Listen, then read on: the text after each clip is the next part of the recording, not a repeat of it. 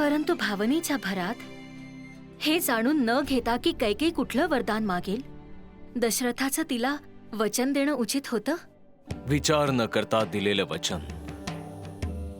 किंवा न पाहता चालवलेला बाण असेल, दोन्ही मनुष्याच्या आयुष्यामध्ये शाप बनून परत येतात. मी तर त्या पावन क्षणाच्या प्रतीक्षेत आहे, जेव्हा श्रीरामांचा जन्म होईल. त्याचा श्राप आणि वरदानाशी काय संबंध? संबंध तर आहे देवी,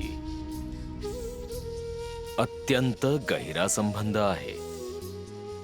कारण श्रीमद रामायण भगवान विष्णूंच्या मनुष्य अवताराची गाथा आहे आणि मनुष्याच्या जीवनात त्याच्या आदर्शांसोबतच त्याचा अहंकार, पापासोबत त्याचे पुण्य आणि वरदानासोबत शाप सगळं जोडलेलं असतं. पूर्ण एपिसोड पाहण्यासाठी आत्ताच डाउनलोड करा अल्ट्रा झकास मराठी OTT ॲप.